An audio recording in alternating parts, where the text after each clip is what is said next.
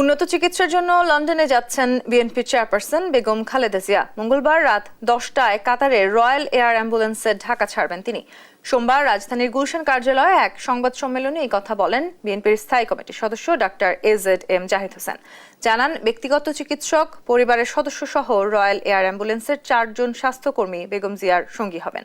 লন্ডনে তারেক রহমান ও তার স্ত্রী ডক্টর জুবাইদা রহমান তাকে স্বাগত জানাবেন। লিভার সিরোসিস, কিডনি রোগ, হার্টের ব্লক সহ নানা রোগে ভুগছেন সাবেক 3বারের প্রধানমন্ত্রী। নির্জন কারাগারে চিকিৎসা না দেয়ায় তার এসব রোগ জটিল আকার ধারণ করেছে বলেও জানান ডক্টর জাহিদ। এ সময় দ্রুত শারীরিক সুস্থতার জন্য খালেদা জিয়া দেশবাসীর কাছে দোয়া চেয়েছেন বলেও জানান তিনি। মেডিকেল বোর্ডের পরামর্শক্রমে এই মুহূর্তে উনি সকল যে সমস্ত ফর্মালিটিজ আছে সেগুলো কমপ্লিট করে আগামীকালকে 7ই জানুয়ারি ইনশাআল্লাহ